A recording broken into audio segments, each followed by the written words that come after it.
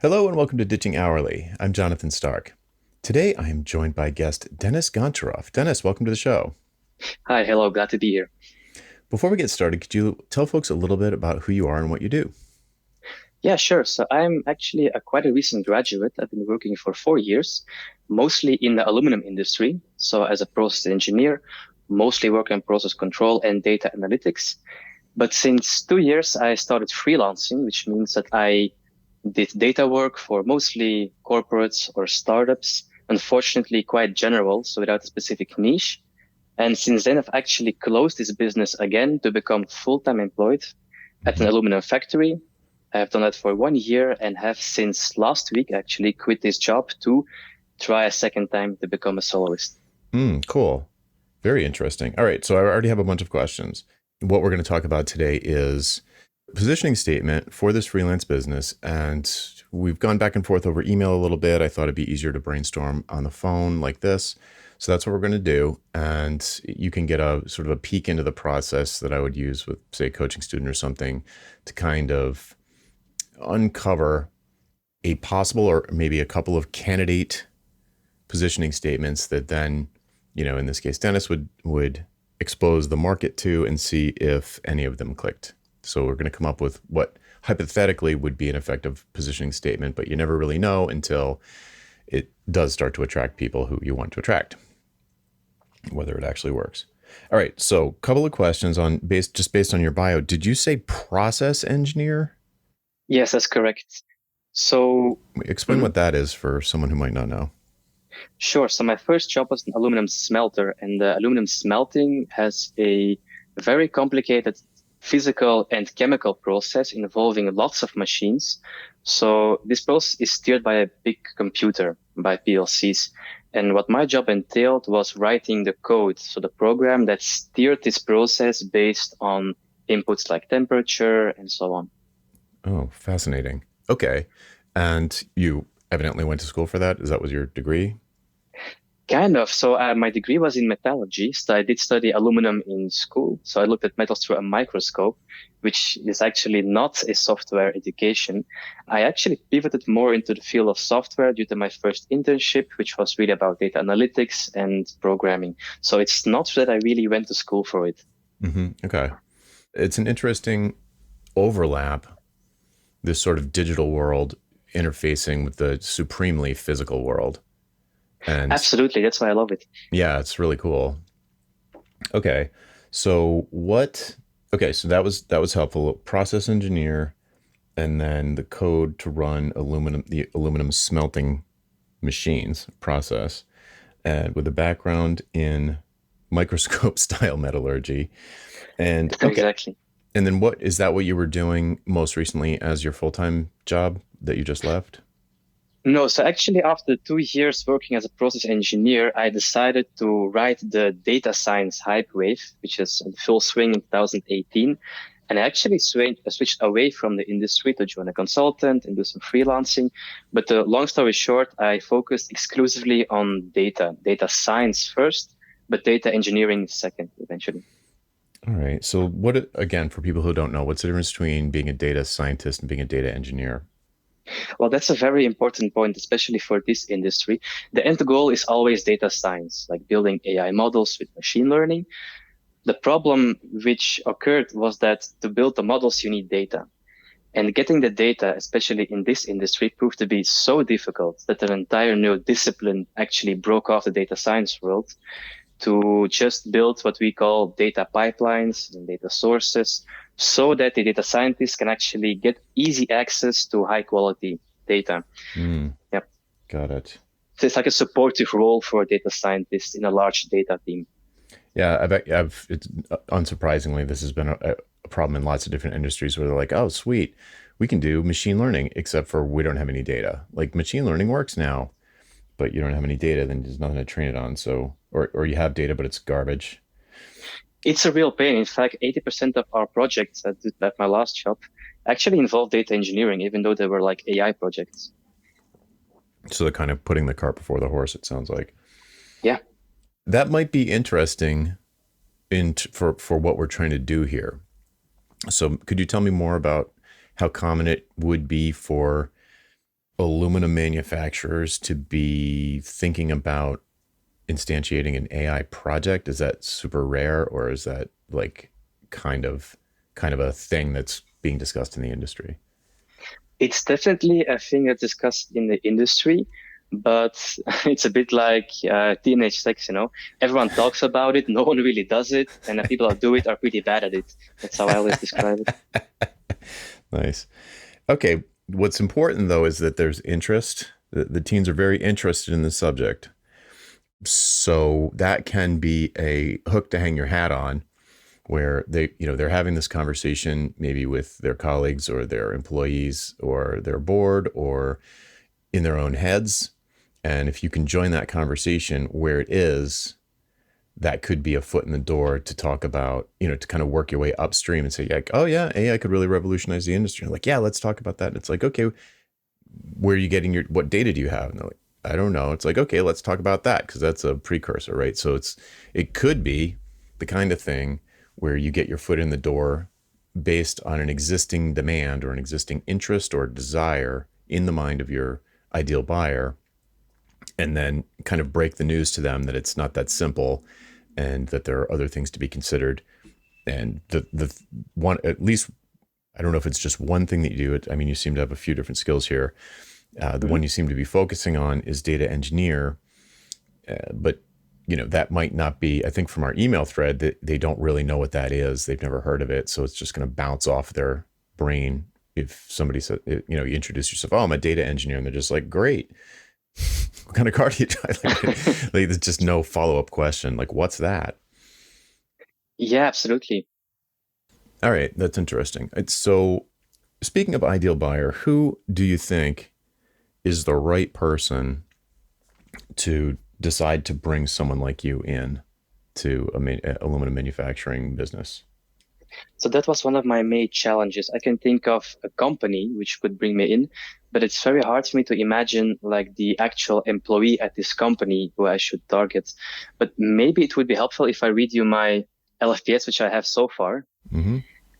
So what I Sure. said in my LFPS was that I help medium-sized aluminum manufacturers that want to become more digital as the first sentence. Mm-hmm. And I specifically mentioned medium-sized because in my opinion, the bigger companies, which most of them are, they are mostly being helped between quotes by large consulting companies like your McKinsey or Deloitte. So Mm-hmm. it's very hard to get into those companies as a soloist, I think. Mm-hmm. Could be true. How would you define medium size? By head count, by annual revenue, by output? So I think by output, like the production of aluminum in tons, but also by headcount. And I have this image in my mind because I operate from Germany, in Berlin. We have a lot of what we call the Mittelstand in Germany. It's like a big agglomerate of medium-sized businesses, which in fact is the biggest part of the German economy. Mm. So Okay. like your average factory, so to speak. But for someone who's not like Yeah, good what's an point. average factory? About 700 employees, I would say, including the Okay. shift workers. But like your department of, let's say, engineers and IT people would be like 100 people. Mm-hmm. That is a sweet spot for solo consultants, it seems. I've had personally and a lot of other students have success in that range because when they're smaller, they tend not to have the budget, and when they're bigger, they tend to have just hired or like you said, use a McKinsey or Deloitte or someone. Mm-hmm. So Well, that's very reassuring to hear. yeah, and it's more likely that you can get access to the ideal buyer who is, if we worked our way down from the top, Hmm. it's probably called a CEO or president. It could be someone, ideally that person that would make the decision to bring you in, but maybe it's not. They've got a lot of other things to worry about other than this kind of problem. So do they typically have a CIO, or do they not staff a position like that? No, they do. It's important to note that in this industry, IT is mostly broken off into two parts, what we Hmm. call IT, like the information technology, and OT, which is the operational technology. Okay. And it's basically the carpet side of the business is IT and the concrete side of the business is the OT, like all the machines, the networks of the factory. That's mostly OT. I think I should be focusing IT because although I don't know, I'm not really sure. Yeah, my gut instinct was OT. So Mm-hmm. so who leads the what's the actual word? I like the carpet and cement. Is that what you said? Yeah, carpet and concrete. Carpet and concrete. And what's the O stand for again? Or operational? Operational technology. Okay. And what's the is there like a VP of OT, or is it a direct? Who's the highest person on that pyramid? So there would be indeed some kind of VP of OT. He would not necessarily be a software person, could also be more of a production person. Yep. Managing people that like with wrenches, right? That Yes, fix machines, right? Okay, so maybe that's not a great fit. And then IT is we're all used to that, I suppose. There's people that are doing everything from making sure the Wi-Fi network works and the email accounts are set up and secure and all of that stuff, right? exactly. It's basically a pyramid, and the closer you get to the actual process, then it's OT. So it begins with like sensors, the network, the computers, PLCs, that's all OT. But then once you go more into, let's say, a database for planning or like an ERP system, which stands for Enterprise Resource Planning, Mm-hmm. invoicing, accounting, that's more IT. Yep. Okay, and then under IT, so where if we're dialing our Etch a Sketch knobs, Yeah. the CIO or whoever whatever the job title is at the top of the IT pyramid, they're worried about a lot of stuff that isn't that's not operational on the shop floor.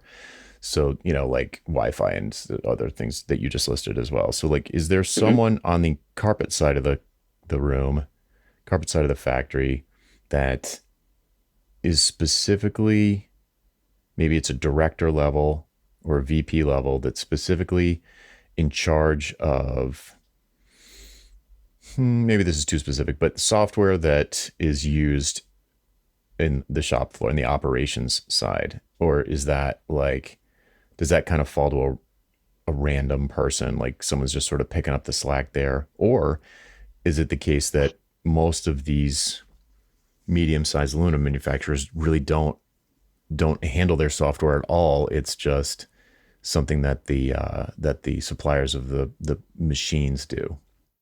So no, it's definitely that they do handle it themselves. They often buy from vendors, but they still need to configure it themselves.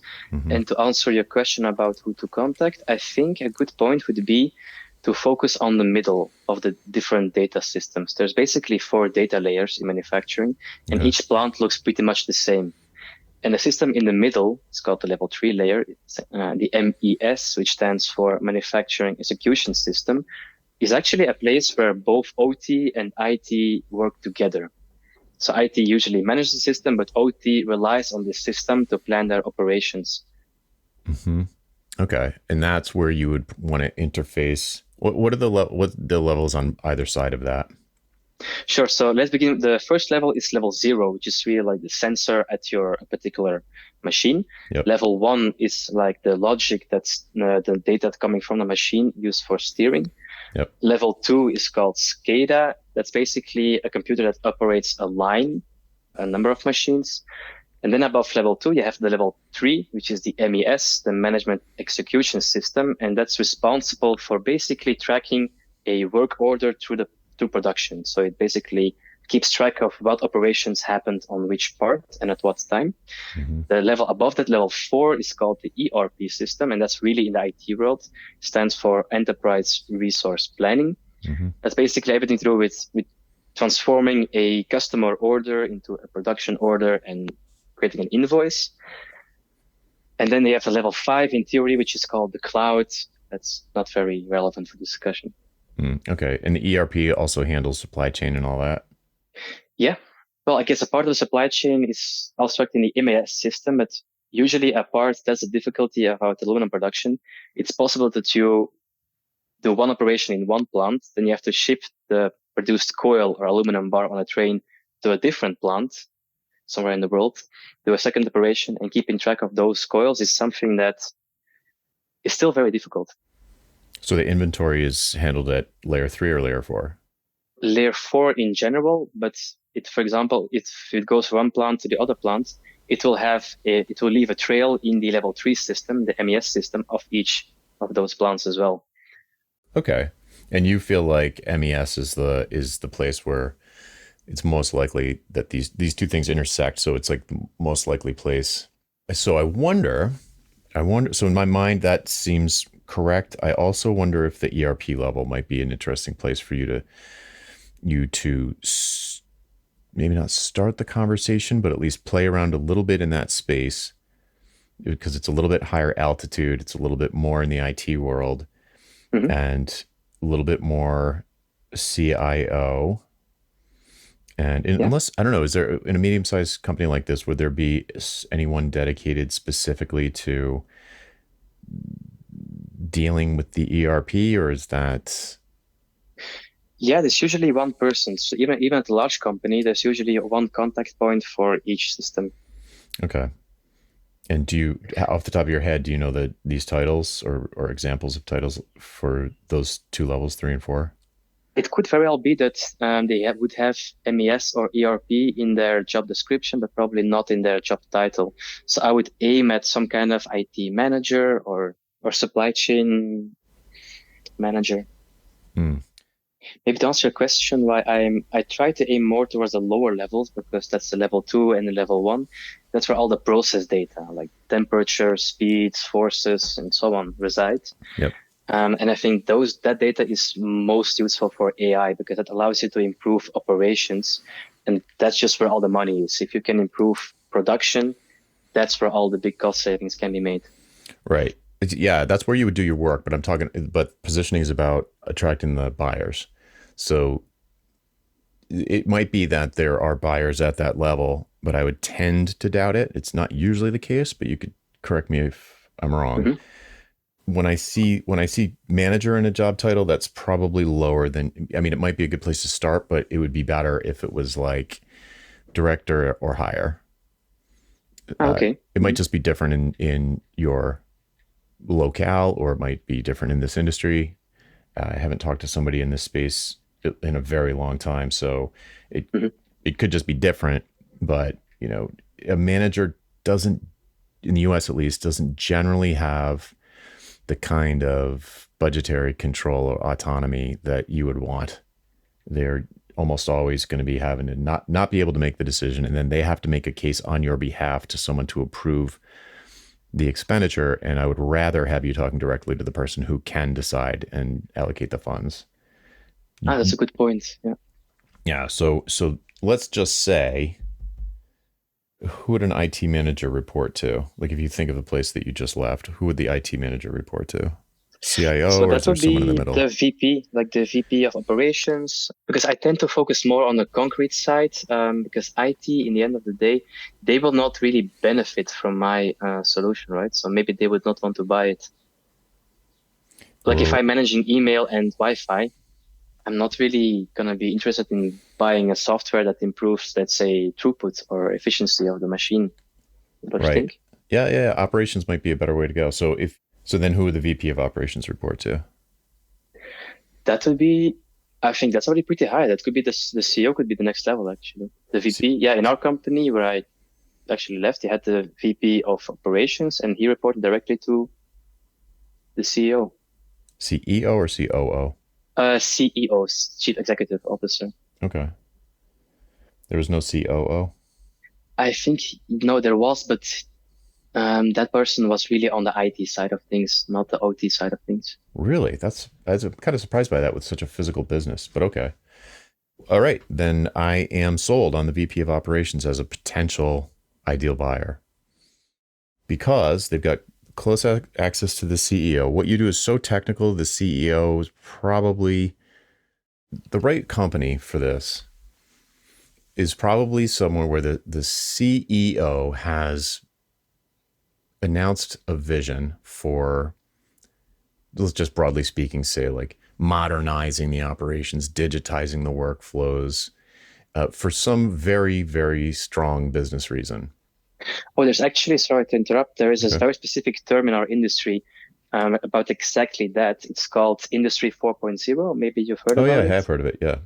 Yeah, so the idea was it was actually invented 10 years ago to be a very quick revolution in terms of, but apparently it wasn't so quick because a decade later, we're still almost nowhere.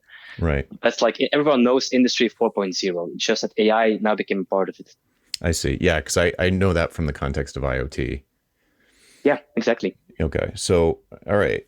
So it's interesting because you have a perfect buzzword, but it's old. So it might be maybe AI will revive it. It sounds like that's what you're saying. It's still widely used. Everyone is still saying Industry 4.0. It's still on LinkedIn. It's all over. Okay. And why would a CEO who would be the person to drive that vision and say like, okay, here's the vision. We're gonna actually do this. Now that maybe the thinking is like AI actually makes this feasible. So we're going to finally make the leap into Industry 4.0. What is the promise of doing such a thing, of making such a, I'm sure, a big investment of time, money, other Mhm. resources, retraining your employees? There might be retooling. You might have to put sensors all over the place. Maybe you didn't even do that yet. And what is the promise? I mean, it's got to be increased profits, but is there something more specific than that? Yeah, so one very big thing nowadays, which has been quite hyped up, was called preventive maintenance. So to give you an idea, when our hot mill, which is one of our machines, stands still for 1 hour, that costs us about $100,000. So if you can somehow prevent the machine from breaking down or repairing it before it breaks down, then you can prevent such an catastrophic Mm, standstill and save a lot of money. So preventive maintenance is one of the promises of AI. okay. Did you call it a hot mill? Yes, a hot mill. We have a hot mill and a cold mill. Nice. I love the jargon. It's like just so great. Okay, so that's a great promise. How would you if a CEO was thinking about who would be tasked with okay, let me back up. I'm going to paint a picture, right?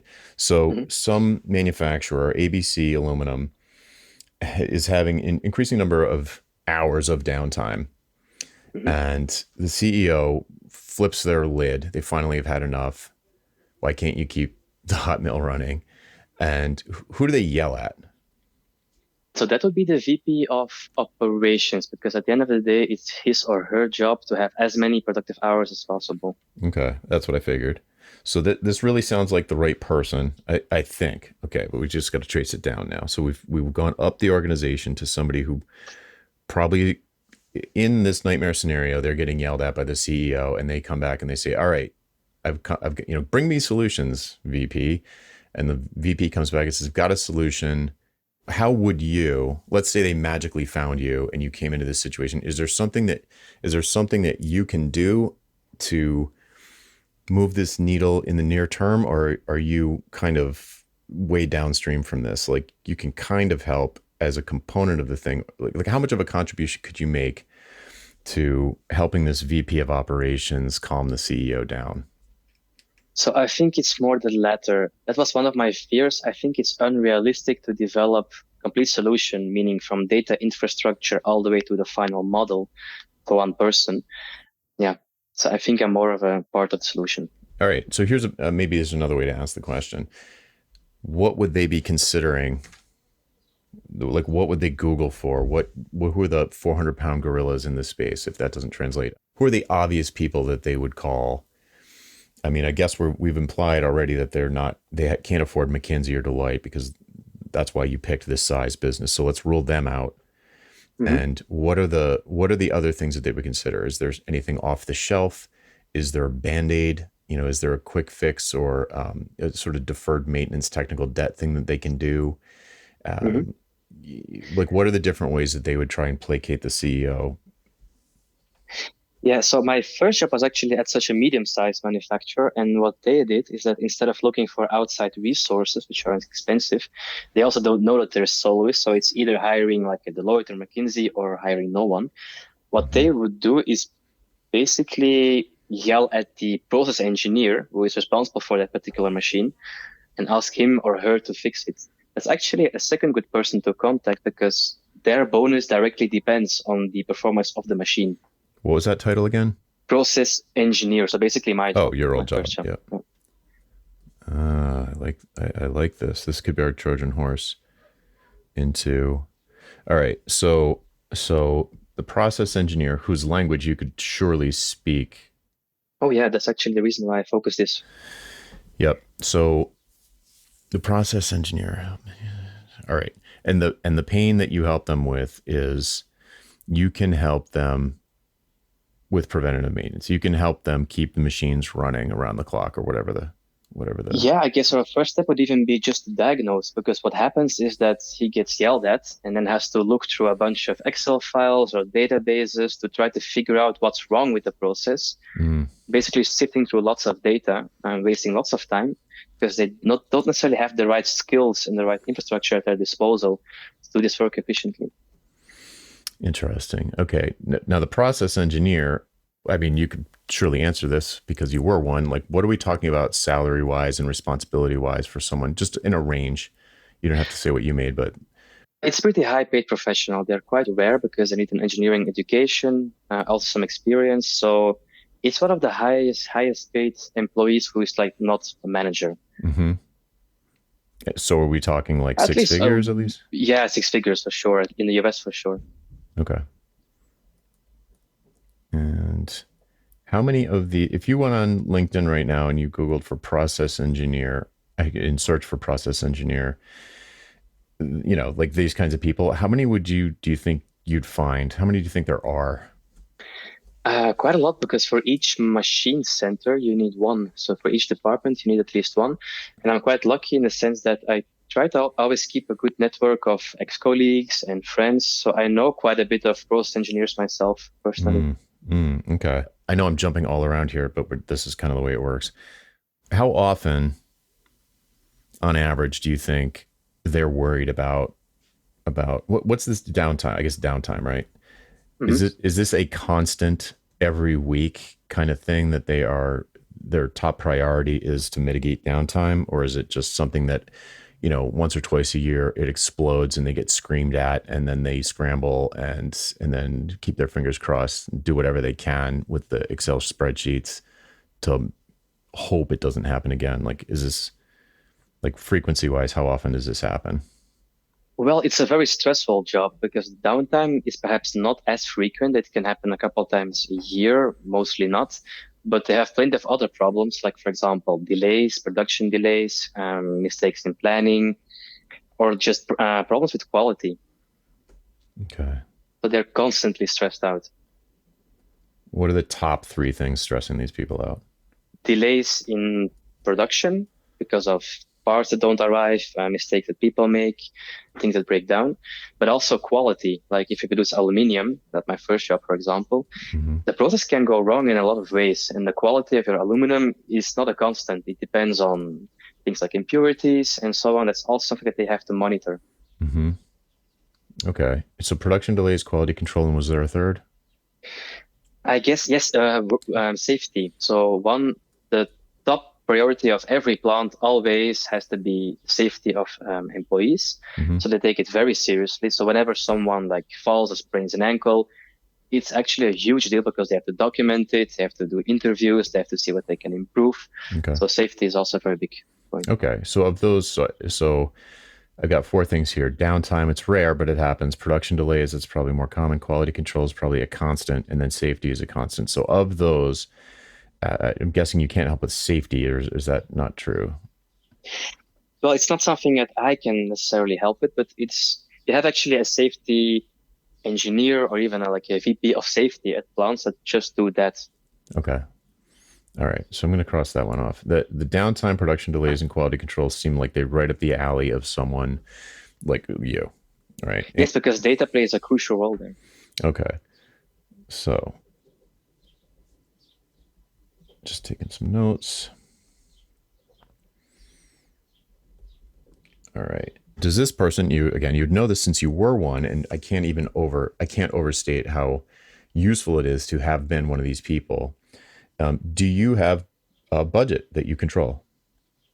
No, I don't, because I was more of an, let's say I was hired as a process engineer, but they actually put me in front of a computer to program stuff. So I had no responsibility over, let's say, people. That was Mm-hmm. one job that was offered to me. I refused it because I wanted to be a software guy. Mm-hmm. Okay. So, but generally speaking, do these folks have control over a budget? I should ask. I'm afraid to answer the question. I'm not sure, but I Mm-hmm. think they do. Well, definitely the VP of operations does, and that's who's yelling at them. So, Yeah, so absolutely. it would be nice if they did, because you could probably, I mean, I can remember my one corporate job that I had a director level boss who could pretty much at will spend $5,000 on whatever he felt like, once a week or once a month, some on some schedule, and it was like very clear, Oh wow. and he was like, "What am I going to spend it on?" And he would have a lot of different potential things to spend it on, anything from like a new giant rack mounted hard drive or something, or tape backups. This is a long time ago, or whatever was the top of mind thing in the department that he was responsible for that had a chip in it, pretty much. So everything from printers, it's a different kind of person than a process engineer, but director level was, I think it was one level higher than, yeah, it was one level higher than manager, but he did have a certain amount of control. And then if he needed to get something approved, his direct boss could approve things. Like I feel like I remember talking about $30,000 to $50,000, usually for hardware, but you know that kind of Mm. thing was his responsibility. And I, if he wanted it, he got it. okay. That's actually, it made me think of it because there's a level in between the process engineer and the VP of operations, Mm-hmm. and that's the department manager. Because engineers work in departments, for example, a cast house or an electrolysis department, and each department has a head. And this person for sure has a budget. I actually know a person like that personally, and Mm-hmm. he can just swipe a card and buy a project or a tool. Yeah, right. And they probably have some limit per month. Yeah. So okay, so it could be the department manager or the process engineer, somewhere around there. Maybe it probably, I'm thinking less so it's VP of operations, although if you, for example, had an opportunity to speak at a conference, you would want a whole bunch of VP of operations in the room, even though they might not be your ideal buyer initially. But for working your way in, it seems like it could be true that operating in familiar territory where you've got to still have a lot of connections would be an easier way into the building, so to speak. That's interesting. I never thought before of separating who I contact to get a foot in the door and the person I'm actually helping or selling to. Yeah, I mean, ideally, it would be the same person, but sometimes sometimes they're just, it's impossible or infeasible to get direct access to your buyer. So you need to go through some sort of internal recommender, someone Mm-hmm. who, that was how, with mobile, that's the way it worked with me. I wrote a book for developers. Other developers bought it, and then when the boss came rolling in and was like, "Hey, we got to do something about mobile. Who should we call? Do you guys and gals know how to do it?" No, but this guy does. And they all pick up the book and say, "We should call this guy." So that's a riskier, longer term approach. It's not as direct, and it can be problematic. It works when it works great, because you're the name on everybody's lips when someone asks for a recommendation. Mm-hmm. But you could, in theory, well, it sounds like through your network, you could pretty easily find out what is a department manager's sort of budgetary, what's their discretionary budget, and then design something around that it would be easy for them to swipe a credit card.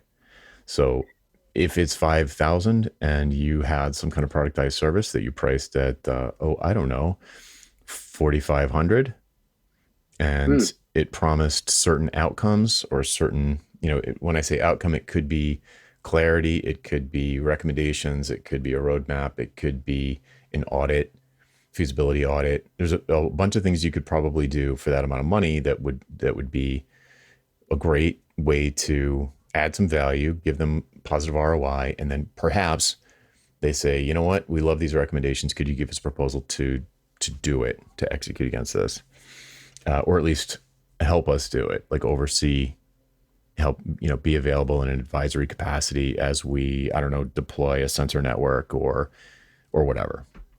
I think that's a great idea indeed, because I think it's going to be very hard for me, like without a book, without a big reputation, to sell a big consulting gig. So I think getting my foot in the door with some kind of productized service, like a workshop. I've done those before. So I've done some courses, Cool. program. So Cool. Okay, so what? I don't want to get into the products quite yet, but we could. So what are some of the productized services you've considered so far? So you've done a workshop.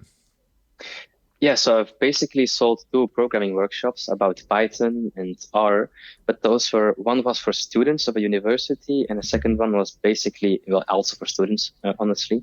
The Mm-hmm. second product I sold was basically for an old colleague who's also a freelancer, and he just needed a tool to visualize a bunch of data. Mm-hmm. And he just paid me like, ah, I know Dennis, he knows his data, so I'll just pay him an amount and he'll build it for me. Oh, so it wasn't training. It was. Honestly, it was a favor, you know. I think the guy just really liked me, Mhm. and Okay. yeah. All right. So let's see here. If the let's just assume that both the process engineer and the department manager, I think you called them, Hmm. they are interested in decreasing downtime, decreasing production delays, and improving quality or improving quality control. Hmm. What can you do to help move those needles? What can you contribute to their situation that would keep that promise, so to speak? It's like if they come across you and you're like, I can help you decrease downtime, decrease production delays, and increase quality control, and they're like, well, that's okay. But how? What would you say to the how? Hmm. Well, the first thing I would mention is that they probably underestimate the effort it's going to take to obtain the data. So I would basically try to explain that it's not a data science problem, it's more of a data engineering problem.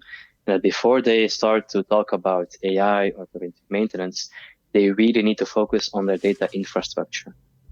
Okay, so that you started off a little bit down the road from where I was. So let's back up a little bit from there. So they say, oh, hey, we someone recommended you. We saw your website. We understand that you. All it says is that you can do those three things. You can improve those three metrics for medium-sized aluminum manufacturers, and that's us.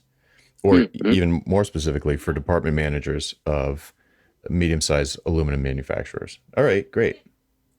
How do you do that?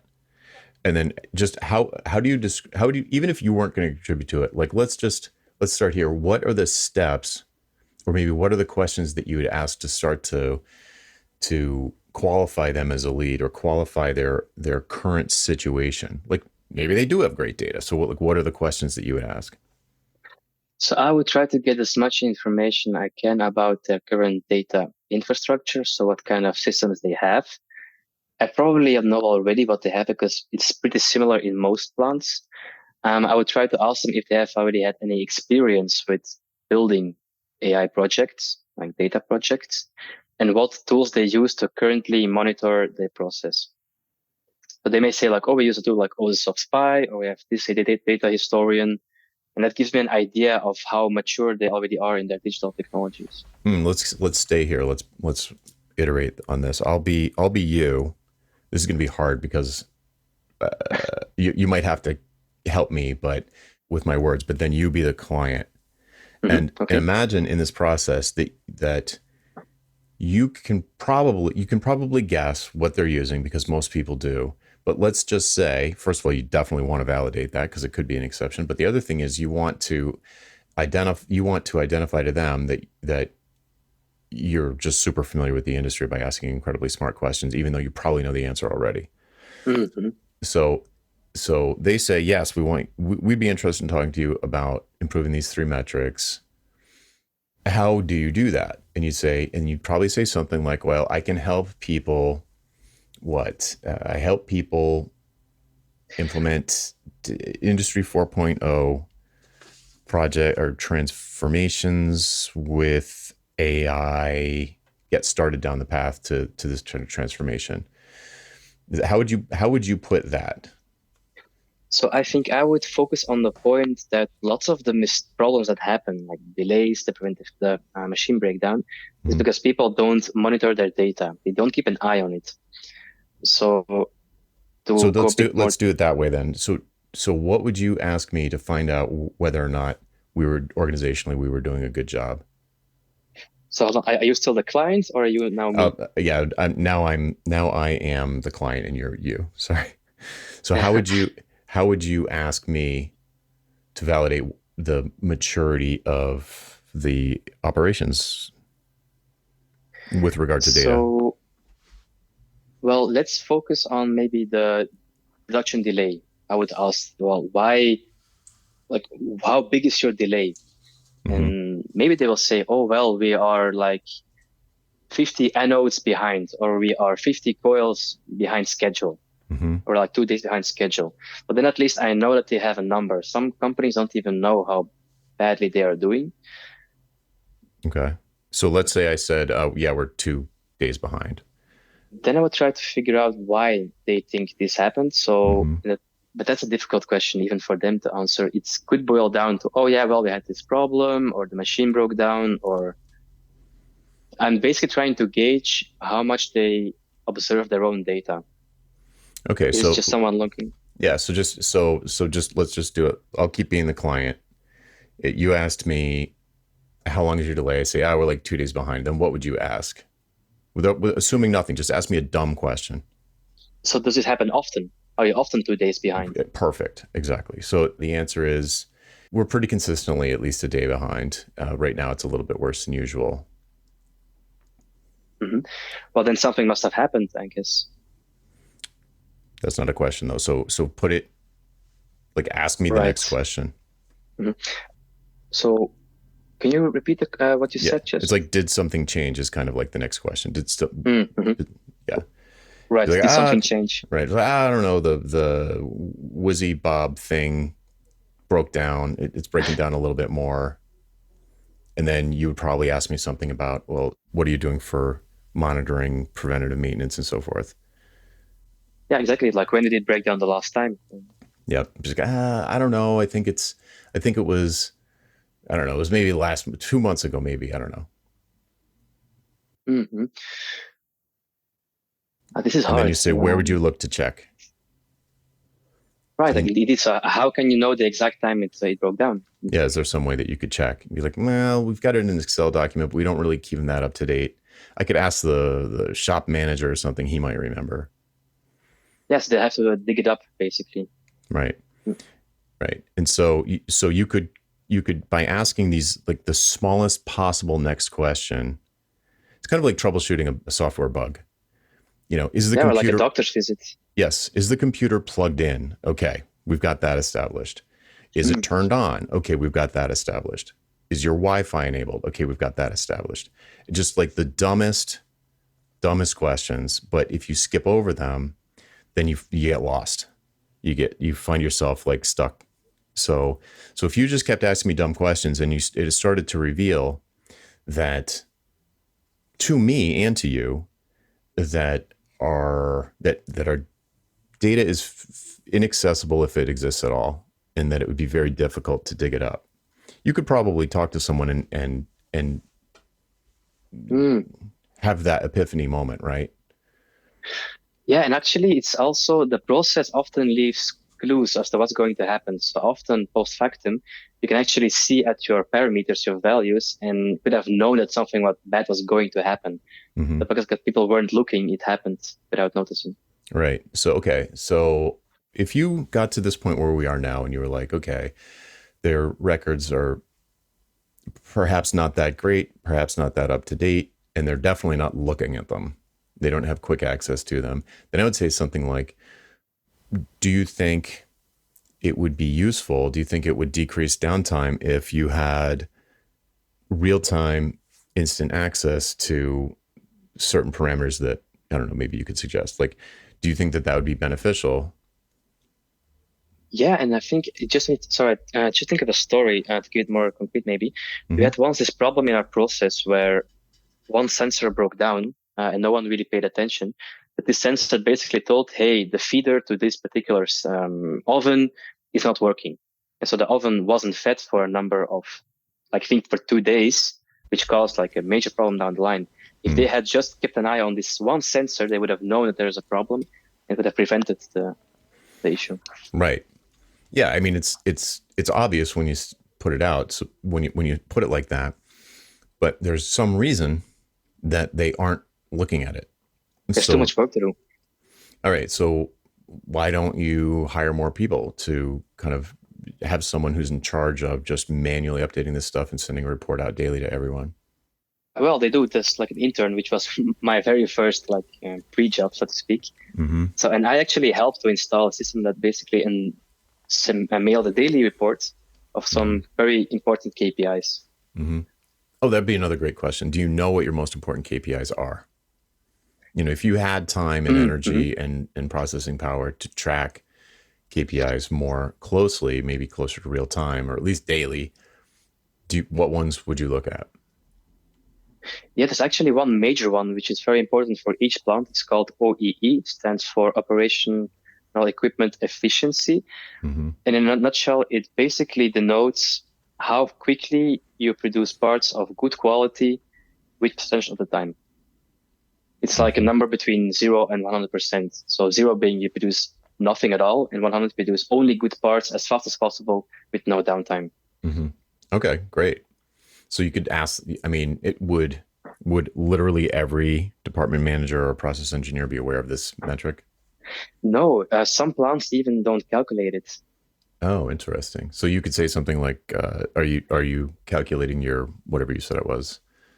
Yeah, Oh, for example, I would say, hey, what's your OEE? And they would say, mhm. well, we don't know. And I'm like, oh, I can build it for you because you have to know. Something like that. So you're jumping too far. Yeah, you gotta like lead the horse to water though. So they could say we don't know, or we don't know what that is. Hopefully they would say we don't know. Like that would be great to know, but we don't know it. And then let's say that was Mm, the answer. That would be great to know, but we don't know it. We don't keep track of it. And then mm. then you could go down the path of why aren't they? So you just say how come you're not tracking that and find out all the Yeah, obstacles. right. And I guess they would say something like, yeah, well, it's just hard to get the data. It's in all those different sources. It Hmm. has to be joined, and we don't have anyone. So basically, it's IT's job to do it, but they're not doing it. It will be something like that, I think. Okay. Yeah, that sounds pretty classic. All right. Well, whose responsibility would it be to fix this issue? So like IT's not doing it. You need it. Is this something that you could take responsibility for if you had someone to do it? You know what I mean? Like, So that's what I was asked them, right? yeah, Hmm. right. So the ideal person to do this job would be the process engineer because he has the knowledge.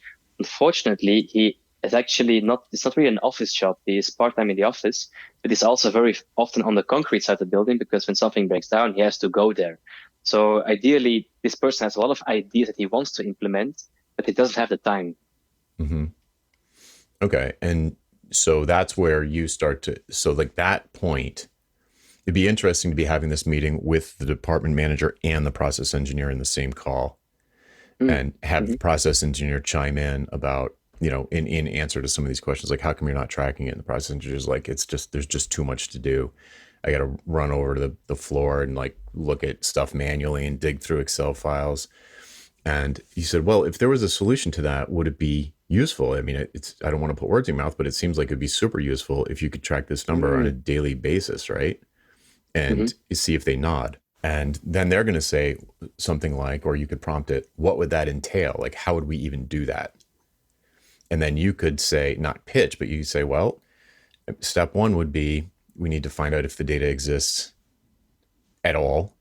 It doesn't always. Maybe it does here. Maybe you know that already. But the data, first of all, doesn't always exist. So we have to validate that it exists. We have to validate that it is correct. We have to validate that it is in a format that we can consume in some kind of automated fashion. And and then the next layer up from that is synthesizing the data. Maybe AI comes in at that point. Hmm. Maybe it's later. But then you could just quickly lay out like 3 to 6 steps in the data pipeline or whatever you call this from, Hmm. let's say, from the sensors to a dashboard. Like what are the 6 stages that you'd need to see, kind of have like a report card or a health checkup for each one of these steps and be like, well, how would you do if I asked you, do you have all the data you need? On a scale of 1 to 5, would you say yes or no? On a scale of 1 to 5, would you say you probably are capturing all the data you need, and they could rate themselves there? Like, do you think it's clean and complete and accurate? They could rate themselves there, and then whatever comes after that, you could maybe, like I said, have 3 to 6 stages where they could kind of Mm-hmm. do a self checkup with you right there and say like, well, and what's probably going to happen, at least in other industries, what happens is a good buyer for a productized service, which is what we're talking about here, a good buyer will not know the answers to these questions and not even know or have the time to get the answers. And they're going to feel stupid that they can't. So you could say something like, and maybe this was the whole premise of the phone call in the first place, so you're not springing it on them, but it's like, well, this is what my audit, my $4,500 audit does. Like I would come in Ah, and fix all of these things. But what you've done is you've walked them slowly, carefully into this place where they're forced to admit to themselves that they've been dropping the ball and that things really could be better. And they know it. And then, yeah. hey, and this is not coercive or manipulative. It's all true. You're just asking them questions and they're just forced to admit to a sort of third party that things are not in order, which I would think for a manufacturing company in Germany would not be the kind of thing they'd be proud of. So, right. So it's Yeah, like, well, absolutely. you can write me a check or you can swipe a credit card for $4,500 and I can start on Monday. And here's how it would work.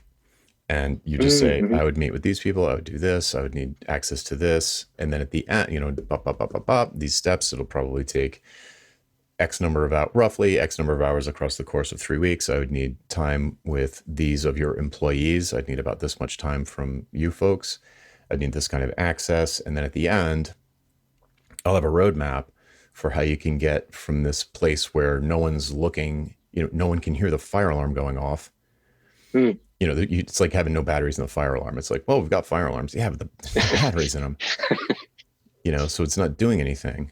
And I can get you from not knowing what to do about it to knowing exactly what to do about it and having a sort of level of effort, perhaps even with a budget and a timeline for what that project might look like. I mean, that's the output of a good roadmap or whatever you call it. Mm-hmm. I really like the approach of asking questions to let them get there, because the problem, if I would just arrive there and say, "Hey, your data is bad," they would be probably offended. And Yeah, totally. Right. You need to just ask questions like a doctor. A doctor's not going to be like, "Oof, you need to stop eating as much." I mean, right? You're eating way too much, obviously. You just don't, that approach, it's not that useful. It gets people to get defensive, mm-hmm. especially if the CEO's on the call too, right? So like you don't want to be pointing fingers, making Oh yeah, assumptions. You want to ask the smallest step, the smallest next step question possible. What I was calling stupid questions before. It's like it's gonna sound like a dumb question, but are you guys mm-hmm. tracking OEE? And they'll be like, yeah, not really. I mean, we collect the data, but then we never aggregate it. And even if we did, no one ever looks at it. So yes and Mm-hmm. no. And then you can just say, okay, well, would it be a priority I mean, if it was easy, would you look at it? If you're getting alerts Right. and stuff like that, like what if it jumped in your face when it was hitting the red zone or whatever? They're like, oh, that would be amazing. And it's like, okay, well, anyway, we already did that part, but I think it's really important to phrase everything in this kind of disarming, innocent question kind of way. That might be a better word for it, just like innocent questions. I mean, I know it's an American thing, but I always point to this old TV show called Columbo, where this guy, Peter Mm. Falk, was this Columbo guy, and he was a detective, and he was just such a disarming, goofy character. And you'd say like, I just don't understand. I can't understand can you help me understand why would somebody put an eye hook in the ceiling right here? I just don't understand it, you know? And you just sort of like, not trick, but like, I mean, we're talking about criminals here. So you just kind of trick them into, or back them into a corner really. And in a sense, in a model like this, you're backing the client into the corner of really facing reality so that they can, then decide potentially to do something about it if there's an easy solution sitting right in front of them. Mm-hmm. Yeah, I think that role fits me quite well because I'm actually not that experienced, so I can play it pretty naturally, I think. Oh, good. Yeah. All right. So if we now that whole conversation was a sales conversation, but it helps me to understand what you might want to say to position such an offering. So if the pain here is the metrics we listed, downtime, production delays, quality control, and the dream is 100% uptime, no production delays, 10 out of 10 on the quality control, or like an OEE of 100 or whatever you Yes, said, percent. then right, it's like then that's the dream, and then the fix is you cannot get from where you are to where you want to be without, and then you tell me what you would call it, but like a real time like data pipeline. I think time series data plays into this somehow. Like you need data. You need Yeah, I data. would call it a proper data infrastructure that unites both time series data and like relational data in Okay. one place. Right. So you need a unified access or some kind of, however you decide It's to funny say you it. mentioned unified because there has been a solution in the industry. It's being hyped up as the unified namespace, Hmm. as the central location where all data basically collected. You have to imagine basically we have all those different systems, level 1 until level 4. They all are very different. So the problem that we tried to solve was basically by basically connecting all this data to one central database, which is called unified namespace, that basically organizes all this data in a neat structure, which is easy to understand for a Mm-hmm. human. Mm-hmm. Okay. Yeah. Perfect. So that's the solution. But that might not be the solution you provide. So but maybe it's discussed, and now we're kind of I think talking it will sales be. It pitch. will be. For example, it can be built incrementally. So I can, for example, build a small unified namespace, a small database where I connect just the systems that they need for their particular use case. Mm-hmm. And it can grow. Perfect. Yeah, that's perfect. So for the productized service would be this sort of diagnostic with recommendations, and then the probable next step, if you still want to work with them and they're still a good fit, would be to help them in some capacity implement this unified namespace, like an MVP, minimum Hmm. viable product, like the 80/20 rule. You're just going to build the top three things or whatever, the smallest version of this, phase one, and you could give them a three option proposal of three different ways that you could work with them to make that a reality, to get them to that phase. And then once that's over, then move on to some other, perhaps phase two or different relationship, or you move on to a different Hmm. client. But so from a positioning standpoint, if we go all the way back, is really the title is department manager. Is there no name of department? Yes, for example, I worked at the electrolysis. So electrolysis department and oh sorry, it's called department manager. So it would be like the electrolysis manager. Actually, let me Google this person on LinkedIn just now. Maybe I can Yeah, find it. check that out. So his name is chef de service électrolyse in French. So no, it's actually really like the chef of the electrolysis department. Oh, chief, is it chief? Yeah, well, it's in French, so Tough to say. so it's like chef. It's like head. Head would be the translation. Okay, head of the electrolysis department. And are there lots of different, like, do process engineers report in different departments, or would all of them be in electrolysis? Sorry, the name is Reduction and Gas Treatment Centers Manager. So I guess he's responsible for both the reduction department and the gas treatment department, and he's like the manager of that department. Hmm. Interesting. Okay. So sometimes it is the case that there are lots of different titles for the kind of thing that we're looking for. So it might be a little bit difficult to come up with one or even a handful of them, especially if we're like dealing with language translations on top of it. But the idea is that whoever process engineer is reporting to is probably your ideal buyer for now. Mm-hmm.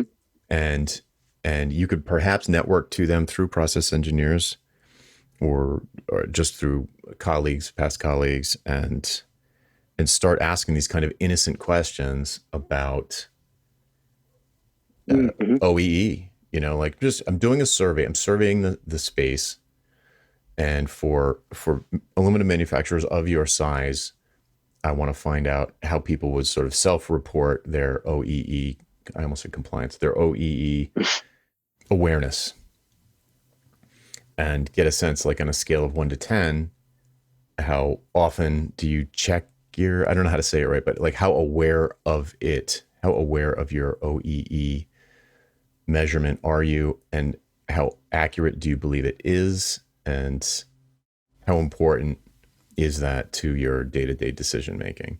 So something like that, just a quick little survey, and maybe do a LinkedIn survey and share it with just people in your network, process engineers, anybody that works, really anybody that works in one of these types of Mm-hmm. target businesses, and find out the answers to those questions. It'd be really interesting. Even if you got only 20 replies, it'd be really interesting, because that might be the words to choose to begin the conversation.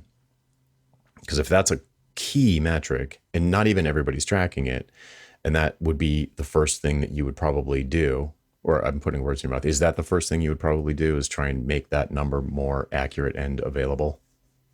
Yeah, absolutely. Because basically, this number denotes how much money that the plant makes. Oh, hello. That made my eyebrows go up.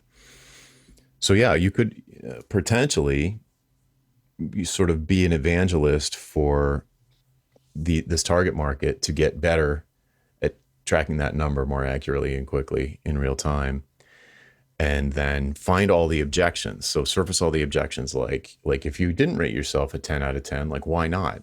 Or anybody below like a 7, like, oh, Mm-hmm. do you have an initiative in place to improve this number, or is it no big deal? Or what are the objections? How come you're not working on it if you're not? And Mm. if you can find out those objections, then you'd be able to address them in your marketing and be like, oh, process engineer's too busy. Well, you could hire someone you could hire a consultant to come in. It's like, well, McKinsey's too expensive. It's like, well, what if it was only $4,500 and it was only going to take 2 weeks?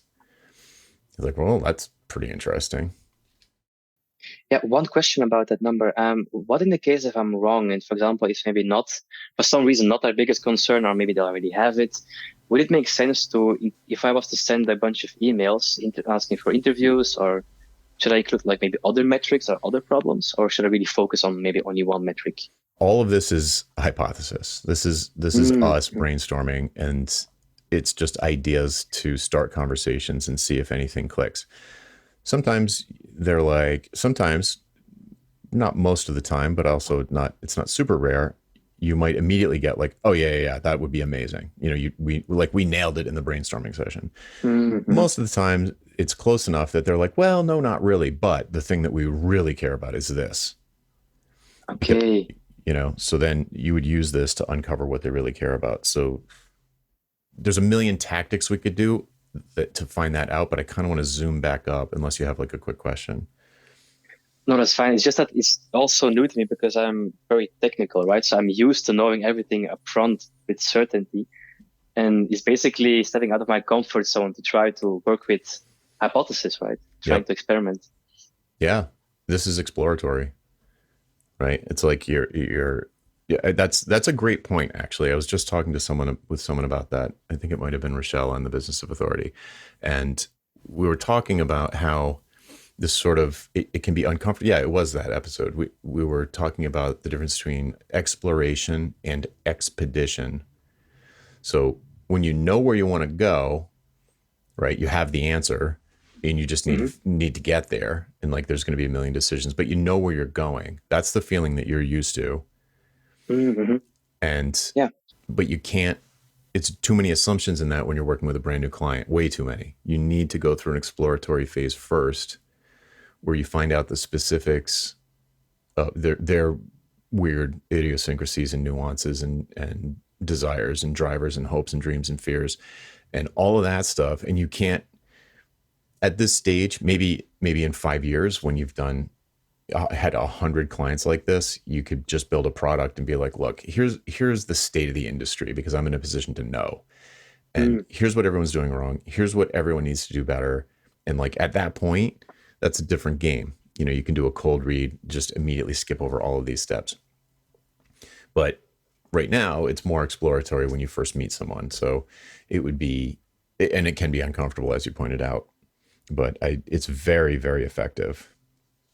But I'm glad to hear it's a viable path because I had this, I guess, false impression that I'm supposed to know everything if I'm hired as an expert, but that's not the case, as you're saying.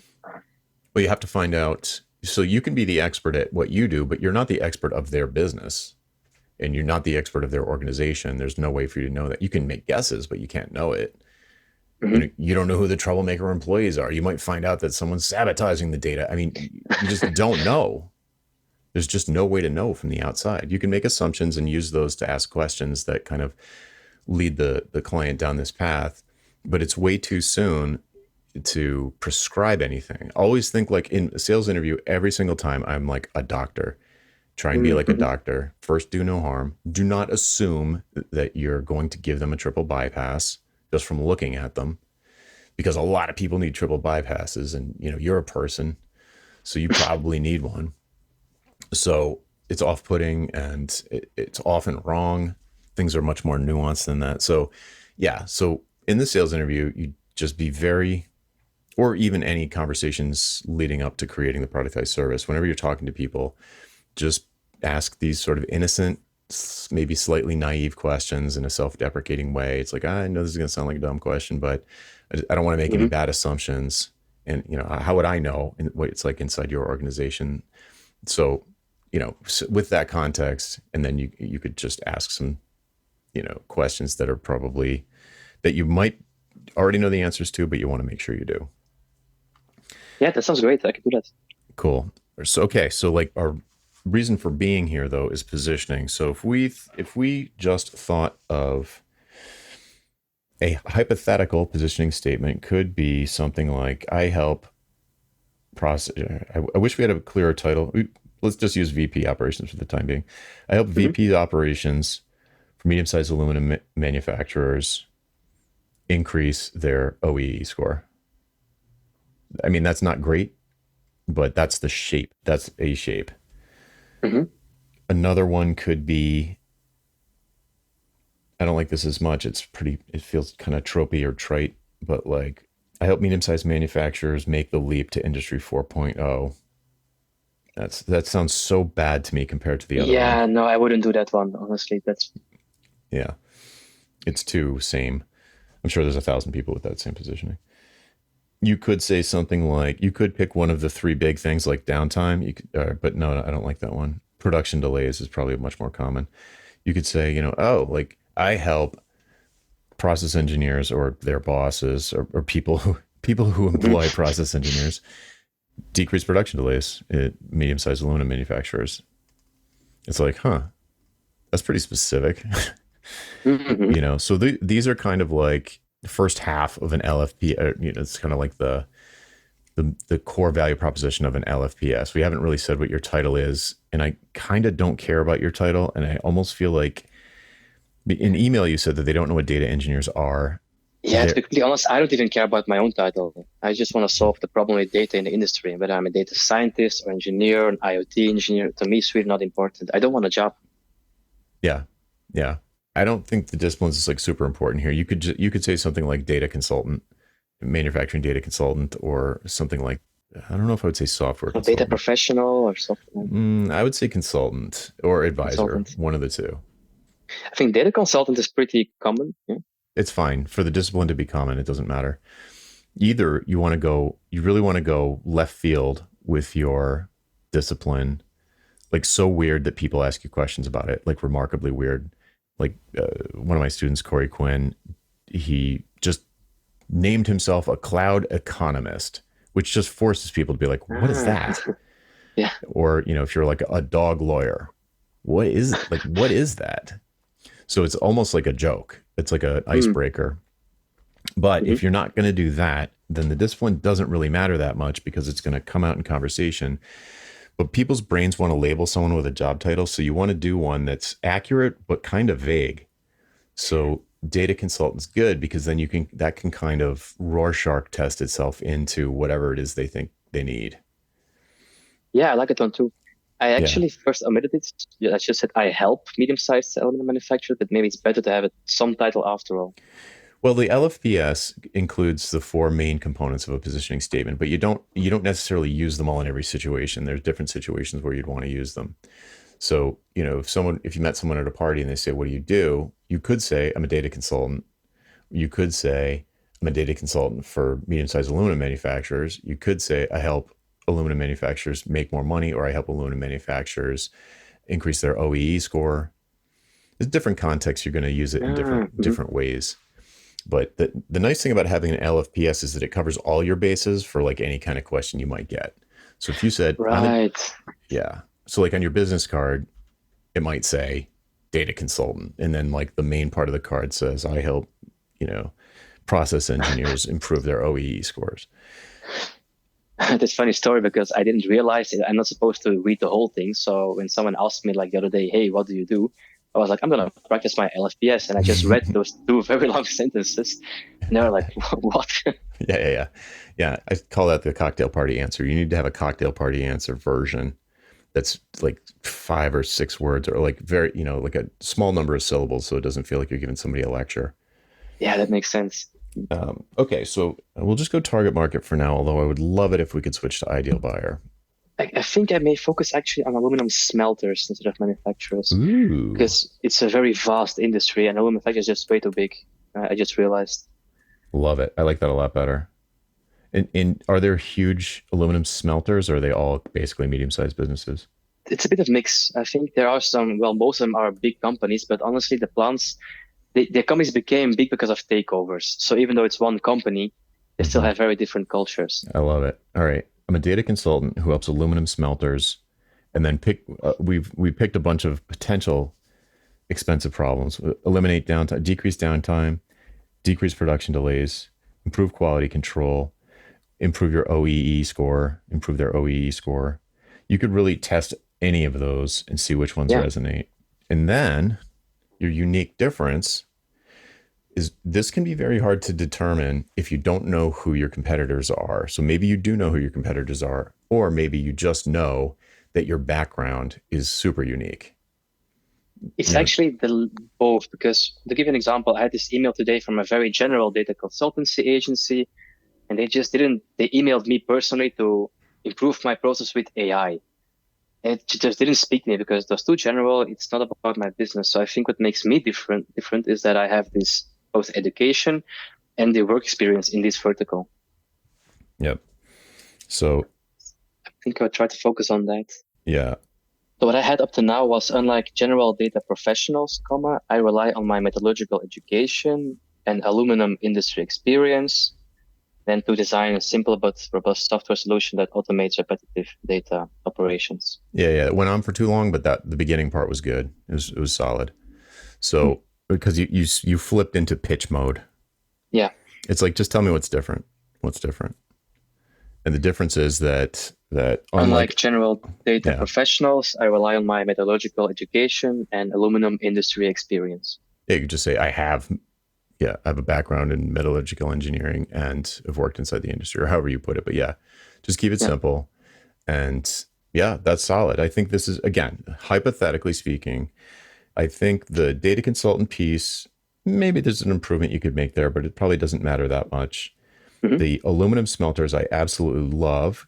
Might not be great, but I love it. So do you mean it's fine to leave the company or should I look for a person at such a smelter to contact I or to focus? ultimately it would be great if you could find your ideal buyer. Mhm. Yeah. But today I don't know that honestly. Yeah, today you don't know. So we're a little bit so in a sense it's it's pretty specific. Aluminum smelters, I mean, I've never even heard those two words together before. There are not that many honestly in the world, like 30, maybe 50 in the world, Okay. I think. All right. Well, that's a great starting market to start out with. If you could laser it down to a particular person inside of the organization, I think process engineers is a smidge too low. It's probably who they report to or the VP of operations. Hmm. So, that could be VP ops could be the target, but I think for now, aluminum smelters is where I would start. And Yeah.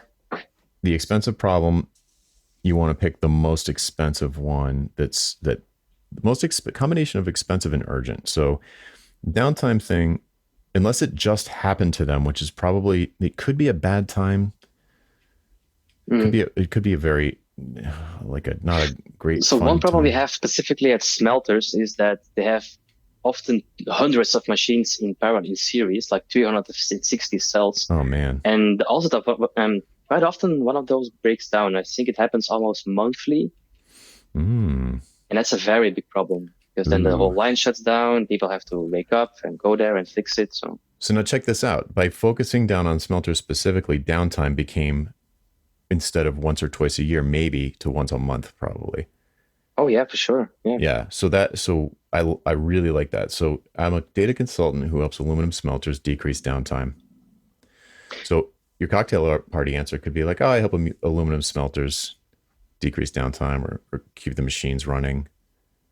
I actually really like it because that's exactly, it sounds very, very real Yeah, and it's not, like at that perfect level where it's not too specific, but it's specific enough that it doesn't sound like BS.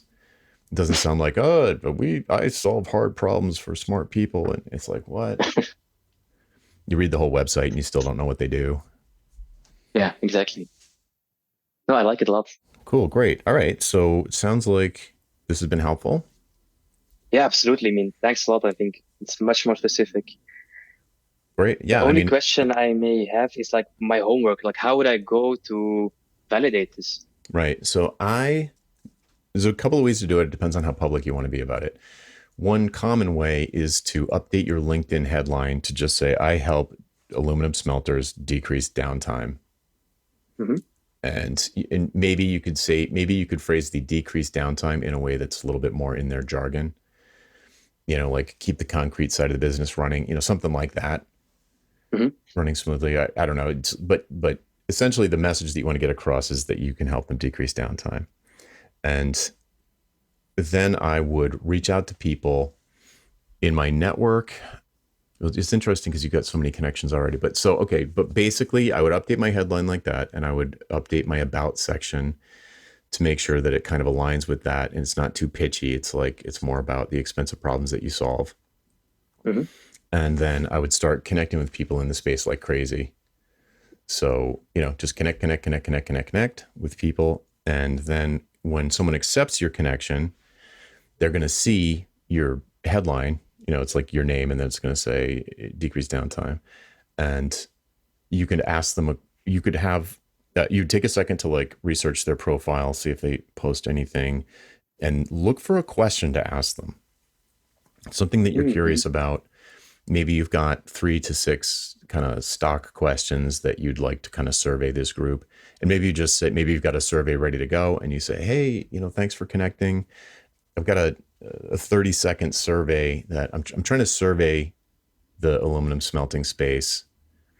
And would you have 30 seconds to share your expertise? Just check a couple boxes. And, if they say, oh, I'll take a look at it, send it over. And then maybe they give you the answers. And then maybe you have some follow-up questions about the answers, just DMing them on LinkedIn. Hmm.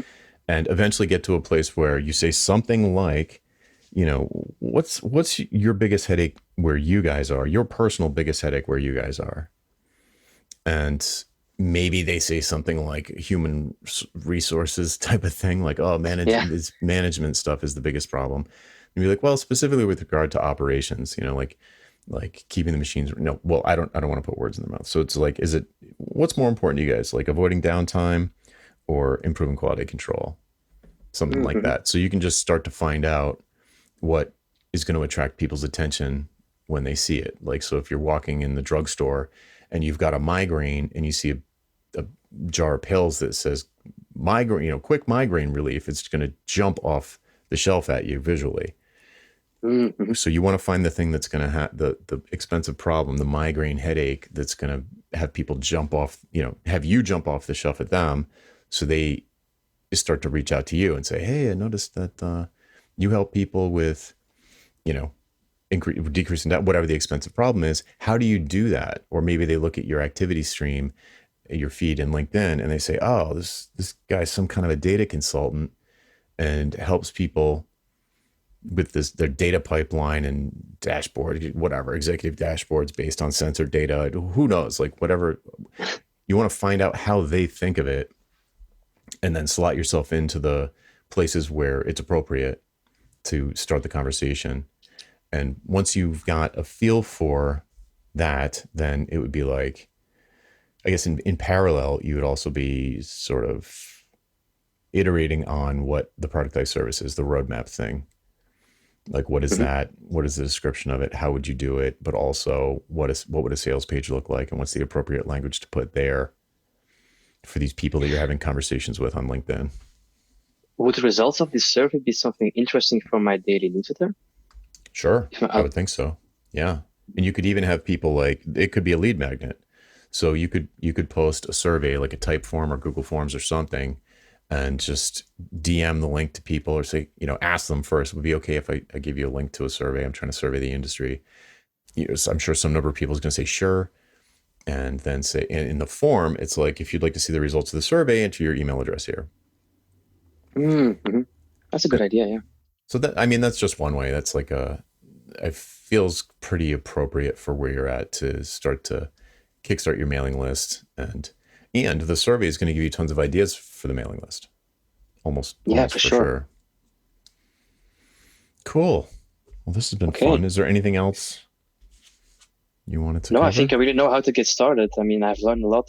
I had some very big misconceptions, and I think they're all dispelled. So thanks a ton, Jonathan. I'm really Cool. grateful for this. Cool. No, It's super helpful. I appreciate you taking the time sharing your expertise with that space. It's almost virtually completely new to me. And yeah, and I imagine that there are going to be people listening who really get a lot out of it. I hope so too. So, where could people go to find out more about you? Maybe get in contact with you. Maybe introduce you to some product process engineer bosses, something like that. Sure. So I think there's two places. The first one is LinkedIn, which is my first name and last name, Denis with one N, and then Goncharov, that's Gontcharov, and also my personal website, which would be goncharov.eu from European Union. Perfect. Thanks so much, Dennis. Thank you. All right, folks, that's it for this week. I'm Jonathan Stark, and I hope you join me again next time for Ditching Hourly. Bye.